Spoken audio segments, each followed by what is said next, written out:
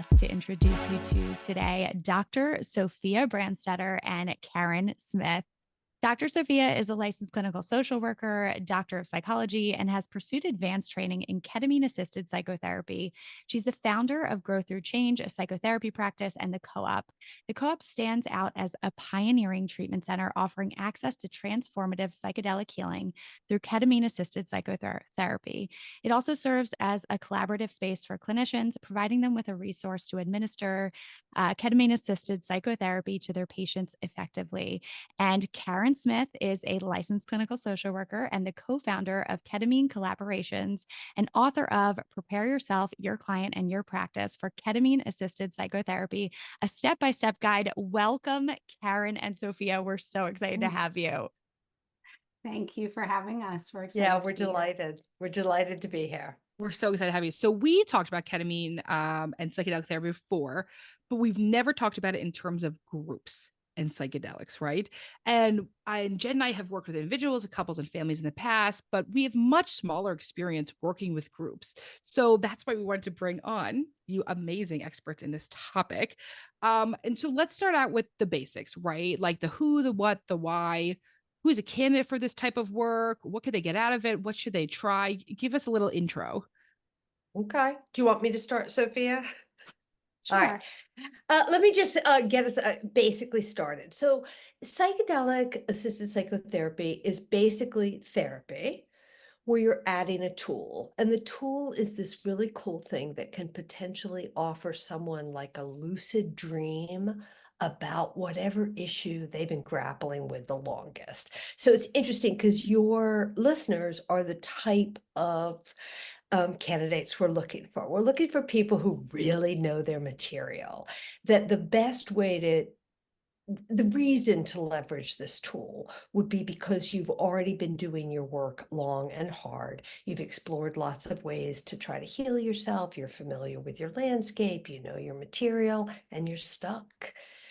And that this can offer these like elements that you can get in regular therapy, but that are very hard to kind of galvanize, which is that we can really help open up a dialogue with your unconscious. If that's something that's hard for you, it can help lower your defenses. It can give you kind of this very symbolic narrative experience and really jumpstart the work that you're already deeply engaged in doing. So that's, part of what's exciting about doing this work. And who the candidate is the candidate who it's not their first rodeo with therapy.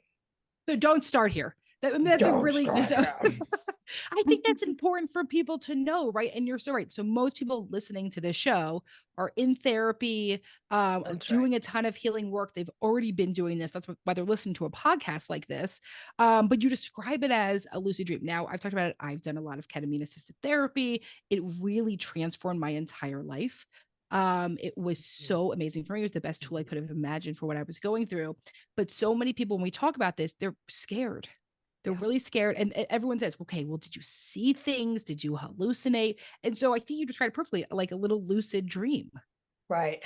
I mean, I want to back up from one thing I said, because I always talk in such extreme ways. So when I said don't start here, which is there are a few exceptions, right? Which is one of the interesting things about this medication is like you take an excessively suicidal patient, and sometimes what we do in emergency rooms is give them ketamine, and like we can, contain them for 3 days. After that, they can be so differently inspired and have such different perspective.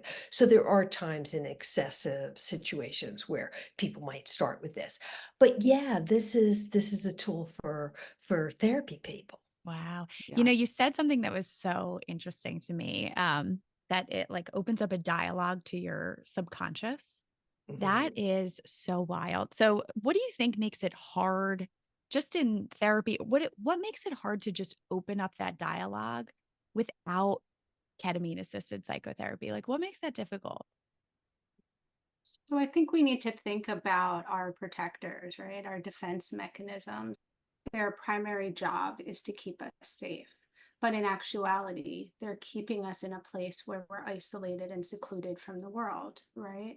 And so using an intervention of this magnitude allows us to lower our defense structure and do the deeper work. You know, we all have worked with patients that it might take years in therapy to get to any core belief, thoughts, concepts, to see shifts or changes because their protectors are so strong, especially our anxiety patients, right? Like there's a lot that has to happen with ketamine to sort of break through that because their relationship to the medicine is chaotic. It's not trustworthy, right? No different than it is to the therapist or other relationships in their life. So the intervention of this magnitude allows us to get underneath, right? And work with the material that could really take a long time to access. Wow. And in a way that's particularly gentle, which is that, as therapists, I mean, of course, we'd love to just shake everything loose. And you can't do that. We've all had experiences where we literally have more data about our client than they may have access to. And we can't provide them that data anyway, because if their unconscious and their inner healer isn't ready for that engagement, then we surely are not going to intervene. And so I think that's what's interesting about the ketamine is it allows us to get out of the way, and it allows them to develop a direct relationship with, okay, inner healer, what do I need right now? And how do I get there? And it offers it in like a whole somatic package. Like I'm someone who I could have lived most of my life without my body, as far as whether I had any intention of understanding what was happening inside myself. But on ketamine, like I'll have a thought and then there'll be like this little tinge where I'm like, oh my goodness, do I feel sad? And suddenly I'm like weeping, right? It disrupts thought, and it gives like somatic linkages that for some of us are harder to grapple with. So it really is this incredible mixture of things that lower the defenses, derail default mode processing, which is, where we just go into the same thoughts all the time. It derails that, creates like this magical somatic feeling where you suddenly have new data. If you're not someone who's good at tracking your feelings, you have new data about what's going on. And all of it was decided by your unconscious that you were ready, as opposed to that your therapist said, hey, let's get to that issue. So it can be pretty magical in a session when the unconscious just delivers something that nobody expected. I think this is why it was so transformative for me, which is that my therapist loves saying about me, Emmalee, you love to talk and you hate to be vulnerable. And I'm like, oh, it's so true. Like I could intellectualize anything. I could talk through something, all the parts, and go through a million times, but feeling it in my body is really challenging for me, right? And I'm sure that comes from a history of being a sexual assault survivor, of having an eating disorder, of self-harm in the past, right? Like all these things I think that took me out of my body for so long. Doing ketamine was like, oh, hey, man, it's like coming home to yourself. And I like didn't even know that was possible for me. I was just sort of like, all right, like this is just who I am. Then I was like, oh shit, right, like this tool. And I had done therapy for decades. And then I'm like, oh, and like they're not kidding when they say like I felt for me like, yeah, like a session of ketamine was like months of therapy. Yeah, How far but of course you had to have done those months of Yes. therapy first, Yes. right? Because that's what, unless you just needed it to inspire you. But, I agree, Emmalee. Like I'm someone who, I've been in analytically oriented psychotherapy for almost 4 decades of my life, and a 4 to 6 month stint of ketamine assisted psychotherapy changed my life. Changed my life. Wow. Yeah. I didn't even know my life needed to be changed. I thought I was great. I only tried it because I thought, well, I want to work with it. Maybe I should try it. And 6 months later, I was Wow. like, I felt like I had woken up from a dream and got a chance to rebuild a life with a new toolkit, which was my own thoughts and feelings. instead of, you know, an old tired perspective. It sounds like I have not done ketamine assisted psychotherapy. It sounds like I probably should, but it sounds like it would just be such a release almost. Am I getting that right? That it's almost like a release of emotion that was stuck underneath protectors, as you were saying? It can It can feel, be. yeah. I mean, it can be. It can be waves of grief.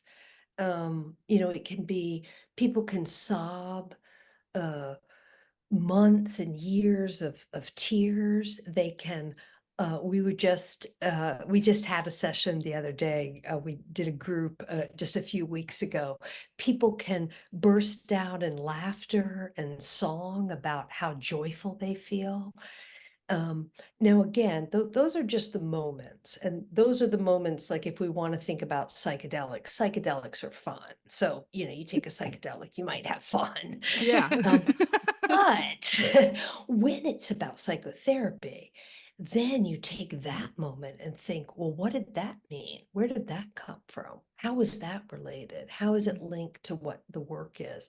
And that's when you get the real unfolding. So that is where then the real relief can come from, is then tracking and following that thread in terms of how it, you know, works in your life. Yeah. Okay. It's, Wait, so I have to know though, because you started going a little bit. Sophia, how'd you get into this? I started out, you know, with sort of observing the industry over time. You know, psychedelics was really part of my own coming of age story and really self-discovery along that path and throughout my 20s.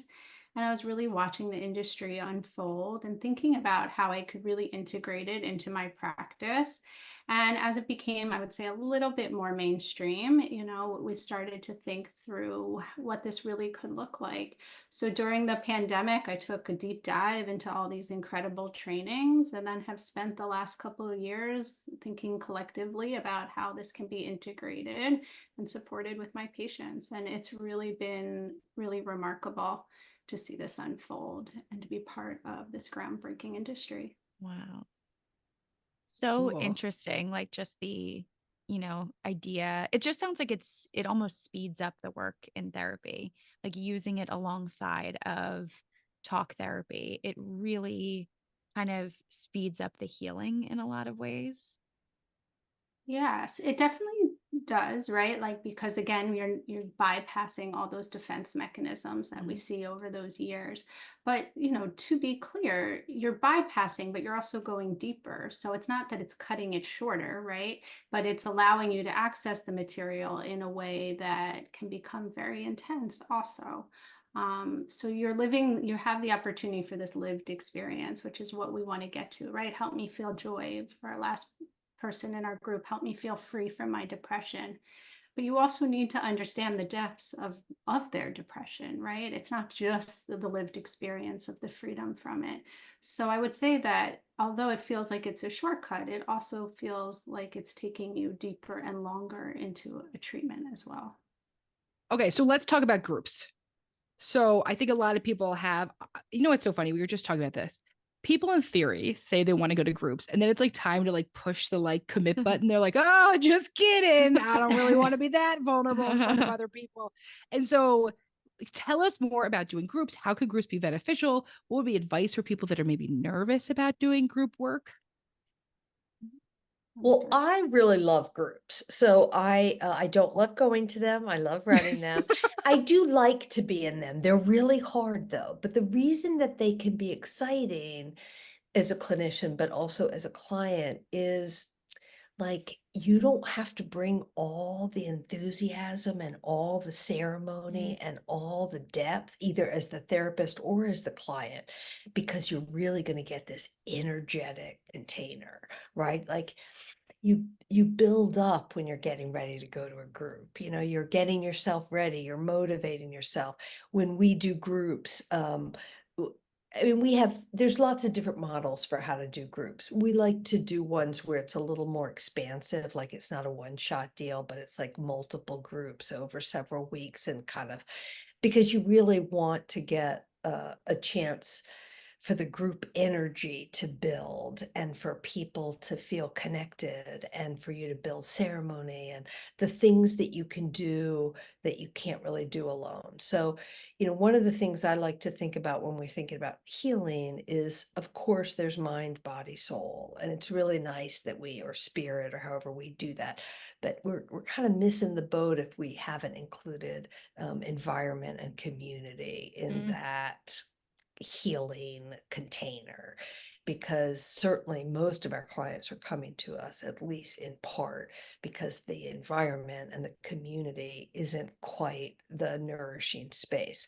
So even if we're talking about short-term groups, like groups that are only going to meet 3 or 4 weeks and the members aren't going to know each other outside of that, there's something magical about all being together and holding something together and talking about our journeys together. And like, I go to religious ceremonies sometimes, and part of what I like about it is that people are all like singing in a space together. I'm like, it's so crazy that people would think, I'm gonna sing and try and fill myself with joy around other people. I mean, how beautiful is that? That's what the Yeah. group is. The group is people saying, let's all get together and see if singing together brings together some more collective energy for healing. And it does. Well, and people sometimes forget that it's easier to tell stuff to a stranger than sometimes to your best friend, right? Like, I think it almost makes it safer, even if it doesn't feel like that. As you're walking in the room, you leave, you're like, oh shit, I said a bunch of stuff that I usually wouldn't be able to.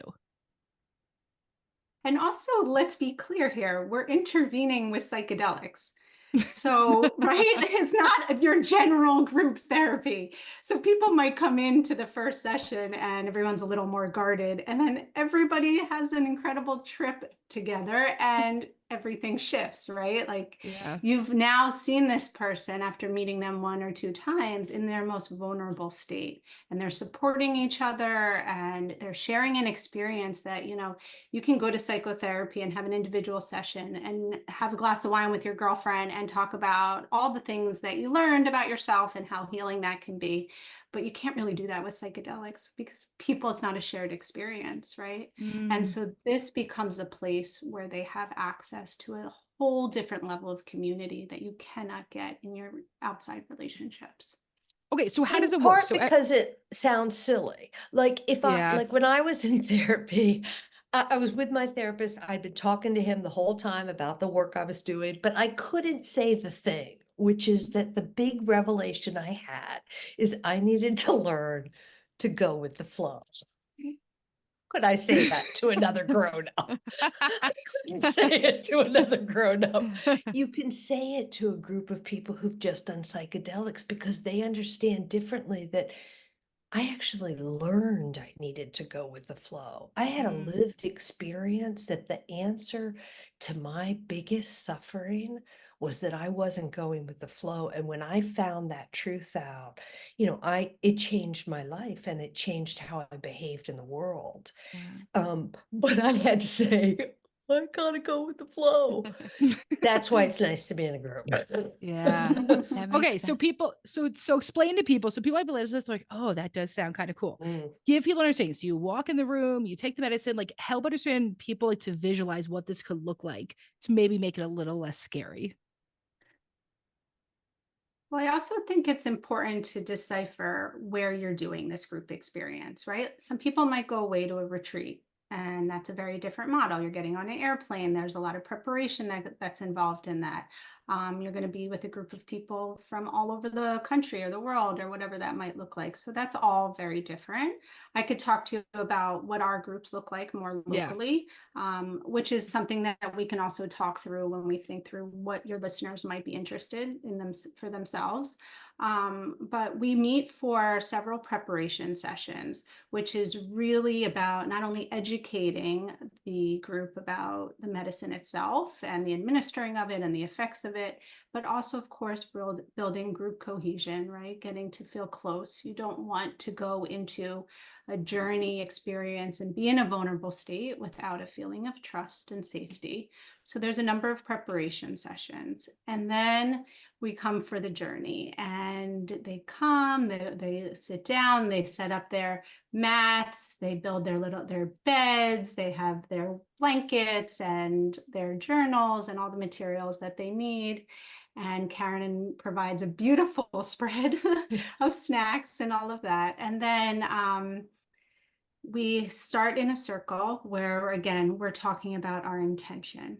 What are we looking for the medicine to provide us today? And the group will go around and share and offer insights and reflections on what that will mean, what they hope to get from the medicine, and help them to explore it deeper. Then they will all administer their medicine at the same time. They will put on their eye shades. They will lie down. Which means they'll take a little tablet. Administer the medicine is just a little tablet that's going to dissolve in their mouth. So when we're ready, we all take our little tablets and they all sit there and they're taking their tablets because we are therapists. We're not medical providers. They got that through work with us, but we're just all doing our medicine together. Okay. We have a beautiful sound bath, a live sound bath that's there while we have our journeys that will kind of integrate over throughout the room and around the people. And I would say it's a total of an hour and a half of an experience. And then people will slowly start to come out, and then we will bring the group together for a meal and conversation, reflection, and then start to prepare for our next virtual session, which will be integration, which is after they've had about 72 hours post-journey experience to start collectively speaking to their experience and how they're going to create another intention for their next journey, and how what material came up will then integrate into their life. What does that really look like? And what will that mean for them long-term? Wow. How many people are usually part of a group? Like, For does you it get guys? capped? Yeah, for you guys. I mean, there's lots of different ways to do it. We wouldn't really like to do it for more than 8 or Okay. 10 at a time. Unless we have, a very different space and lots of different people there. But, sometimes we like to go do it for like a group of therapists who are interested in learning on how to do this, or go do it for a staff retreat for people. And then we might do a larger group because the group already exists in and of itself. But we want enough,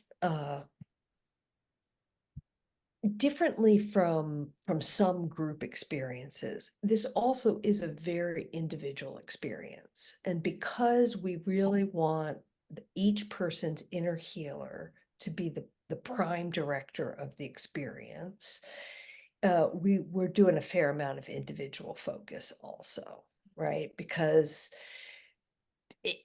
what material might come up for a person might be completely unrelated to what they thought they wanted to work on, or what the group is experiencing. So sometimes someone is in the middle of having a lovely experience and someone else is having a hard time, because that's the thing about this medicine, is the medicine is hoping to give you access to real material, and sometimes that's hard material. Including just like, for instance, one of the things we've had to get used to as clinicians is the main way the medicine can present in the beginning is in disappointment. Is people can be like, well, that wasn't very fun. That wasn't nearly psychedelic enough. And that's part of the journey, is knowing that this isn't a magic pill. It isn't going to fix anything. It's just another one of your tools, but it's this really exciting one because of its ability to be a disruptor of kind of basic frames and basic thought, which is also what's scary about it. Is, like people in early recovery, we tell people you can't be like going home and getting divorced because the ketamine was like, your real truth is to be single and free. You're like, okay, it is a drug. Let's sit with that. Right. Don't change your entire life over it. Don't blow up everything to be free. let's figure out what free might look like Dial in it an back a little integrated bit. version. We send people, their family members, like a write-up of like their inner dialogue with their inner healer. Be supportive, but you don't have to go buy them, the machete they asked you for. Right. They're like, well, my journey was me in a jungle and I was taking down branches. And so I need this machete. I need it. When I think that is Emmalee, amazing. Yeah. when Emmalee first did it, she did it in Philly. And so she came back to my house after. And I had set up because she didn't know was how so I was going to sweet. affect it. She was so nervous. I was freaking out. She was so nervous. And I set up, I was like lighting candles. I like got her some food and she got there and she was like, let's go get lunch. Like she was fine. That's right. Was so, it was so, from what I can remember, you were so nervous going into it. And by the end of it, you seemed so light. Like there was such a lightness. I had my first journey, I had a very euphoric experience. Like I walked out, for me, it was just like, oh, I realized this huge thing that I was sort of resisting from saying out loud. And I felt lighter and I felt really free. There was many experiences after that I didn't leave feeling that way, but it worked out really well for me that the first time I felt so good because I was like, okay, I can like go do this again. I'll go do this next week. But it totally is like, I think when if I had been really disappointed the first time, that would have been hard to like, I do think when we do anything, whether it is ketamine, whether it's EMDR, I mean, any of these things we're looking for, I think sometimes we are looking for a magic pill because when you are hurting and when you've put decades of work into something, you're like, fuck, man, someone just fix this. And so I understand going in with like high expectations, but like with anything in life, that's one of the things I got out of ketamine, realizing my expectations were too goddamn high. And the only person I was hurting was myself with that. And so yeah, I do think if anyone starts this and they think like, oh, it wasn't what I thought the first time, like that doesn't mean you shouldn't try again. Same thing with therapy, right? Like sometimes you don't leave feeling like you have all the answers. It is like a long-term journey. Yeah. And I think it's important to think about that point in terms of individual versus group experience. So if you're going into an individual CAP session, ketamine assisted psychotherapy, your intention might be to take a deep dive right into the material that you're really there to do. Versus coming into a group experience, you might want to have a very different intention, right? That's curated in thinking about the company in the company in which you're surrounded by, right? Like you might want to have access to more positive feelings versus going deep into some level of trauma work, right? And these intentions will curate a different experience for you.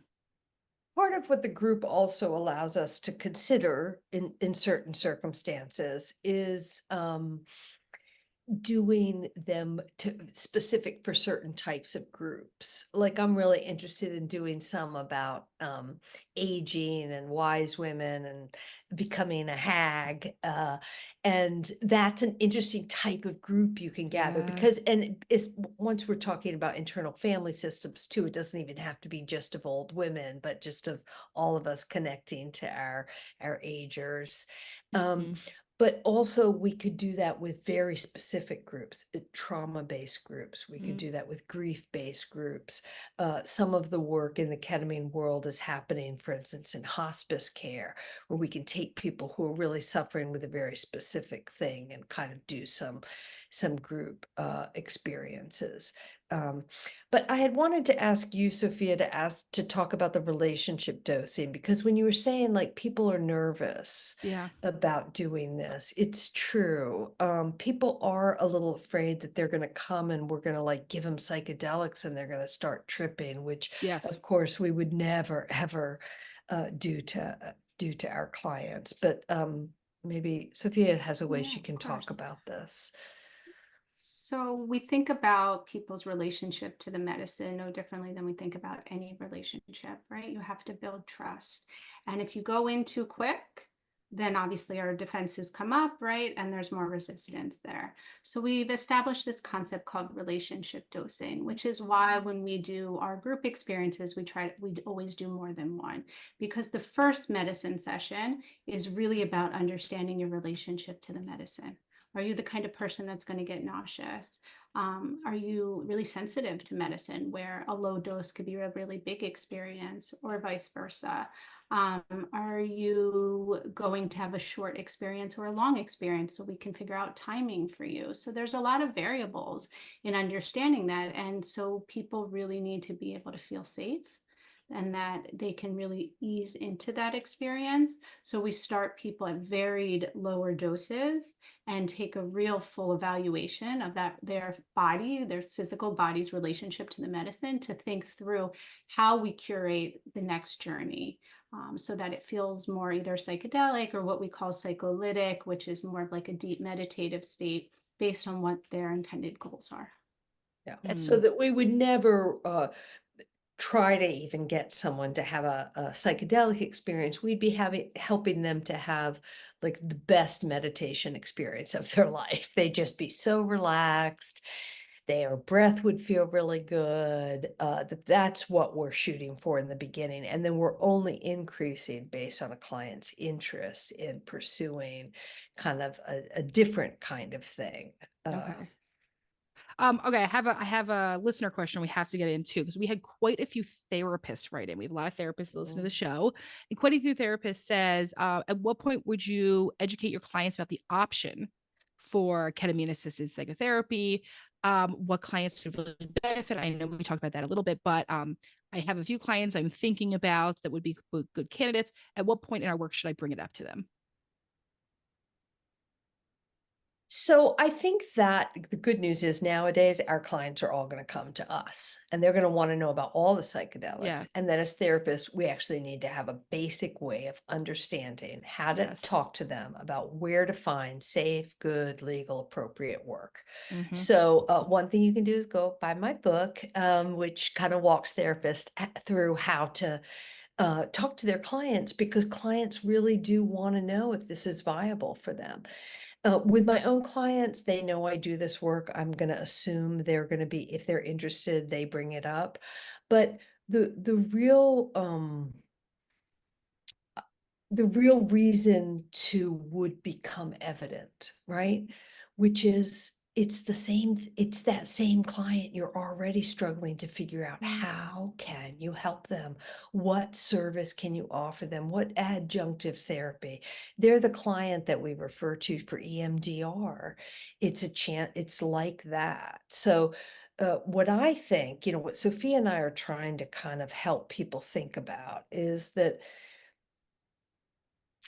the first issue is that it's therapy. So the first thing you need to do is you need to make sure you have a good therapist in your life, because your therapist is your primary therapist, and that's who's going to do the work with you. And so if you're going to add on psychedelic therapy, either your therapist is going to integrate it into their work, or you're going to be working with an adjunctive therapist, but your therapist is still the therapist. They're the primary therapist. And our work is to help prep that person to, Sophia and I focus on making sure that primary therapist is in a position to integrate the material that their client is bringing to them, because that's where the real work is going to go on for the longest, is in bringing that work home. So that means building a good relationship with these psychedelic assisted psychotherapists, and so that you're part of that conversation of what is the work your client's doing, when are they doing it, how are they doing it. And that's what we do. We do a lot of training and education of therapists so that you can remain the primary therapist. You can provide the work yourself, or at least be the main person helping your client weave that in. Because your therapist has to be at the driver's seat. And if you don't have a therapist right now, it's okay. Go find a really good therapist, because that's the most important thing. Whether they're psychedelic trained or not, that's okay. That's just the adjunctive tool. Get in good therapy, and then your therapist can take some trainings from us to learn about kind of when they might want to send a client elsewhere. And in your training for therapists, they do a journey themselves, right? We do offer that, yes. They We do, don't right? So require it, but okay, we but it's an do offer option. programming we do strongly encourage people to Well, consider exploring the medicine. shouldn't we go as far as we want our clients to, right? Like it's a good practice what you preach situation. We're pro trying things here, people. As a therapist, we do. And I love what you're saying is that, like, no matter how long you've been in this field, the field changes. We need to know what the options are for our clients. That is like ethical competency, is to grow on this. So have a baseline knowledge and specifically go to the co-op to get that done. And so before we stop in today's episode, we have a game that we play with every guest that comes on. And our game is called Calling Bullshit. And so we're going to ask you both to call some BS, some bullshit in your field you want people to know about. I think that there's a lot of energy and hype around psychedelics right now, right? It's very new age and we're seeing a lot of transformation, but it's not a one size fits all. And I think it's important for people to get evaluations, to go to places that they really trust, to do this work in a container with psychotherapists, even if they're at an IV clinic or anything like that, that they still have the scaffolding that they need psychologically. And in this evaluation, really being thoughtful about candidacy. And, you know, people can always reach out to us and we can help direct you, because it really can be challenging working with different disorders. Working with a lot of anxiety disorders can be challenging, back to like holding on to that rigid defense structure that we spoke about. So I just like for people to understand, you know, that this is a powerful medicine. It can be a powerful tool, but to do the groundwork and finding out if it's the right one for you. Yeah, Karen, it's what do great. you got for us? Call some bullshit, Karen. Listen, I have a whole section of my book called Snarky Opinions. What a great chapter. Because I have because I have lots of opinions about things that irritate me about all industries. But this is a great industry. Here's a little bit of the problem for me, is that it's not necessarily always a therapist-led industry. So there is psychedelic healing and there's psychedelic psychotherapy. So for me, once the word is psychotherapy, then it should be psychotherapists providing it. And that a lot of the education and the training that's happening is happening in groups where there are both psychotherapists and yoga instructors in the same training. Now, both of those people need to be trained for this work, but the training looks radically different. And so this hodgepodge, let's mix us all together, and therapists and nurse practitioners and sound bath providers are all being trained for psychedelics in the same group, feels incredibly risky and dangerous to me, and doesn't protect the sanctity of the psychotherapy work. Wow. That's awesome. That's a really good one. I think that's pretty important. And keep that in mind for anyone who's looking for training, right? Like get trained by With other psychotherapists. Yes. therapists. I love that. If you're not a therapist, it's great. I mean, listen, there's delicious and great trainings out there. But if you're a psychotherapist, be trained with other therapists. Absolutely. Yeah, it's such a great Absolutely. point. We cannot thank you enough for coming on here today. We let us know where people can find you. Where can they do this training? Where can they go to the co-op and start this amazing work? So they can check out our website at psychedelictherapist.co, spelled exactly like that. And they can, Karen, you want to talk about the meetup? We have a meetup, which is called Ketamine Collaborations, Ketamine Collaborations. And that has, whenever we offer a lot of like CEU education for clinicians and stuff around psychedelics. So it's always there. But also go to the co-op, go to Full Living, get my book on Amazon, and they'll all help you to start to, check out this work. Amazing. And all of those websites will be linked in the show notes today, including Karen's amazing book as well. So you'll be able to find Dr. Sophia and Karen yourself. It'll also be on all of our social media. So check them out. Thank you so much for tuning in to today's episode of Shrink Chicks. We'll see you back here next week for another session. In the meantime, if you want a question answered or a topic discussed, follow us on Instagram at ShrinkChicks. And if you're looking to get connected with a therapist like us to start or continue your therapeutic journey, visit thetherapygroup.com. Just fill out a contact form on our website, and we will personally match you with one of our amazing therapists.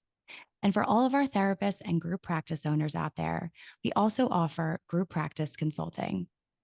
And if you're looking to support yourself further and support our show, check out our amazing merch options at shrinkchicks.com/merch and our Know Yourself, Grow Yourself journal on Amazon. Also, if you'd be so kind, we'd love a rating, review, and for you to share with a friend or an enemy or a mother-in-law, honestly, whoever needs it, so that we can keep reaching more people on our mission to bring mental health topics to your ears every week. Thanks for being here with us. And don't forget, to grow yourself, you got to know yourself.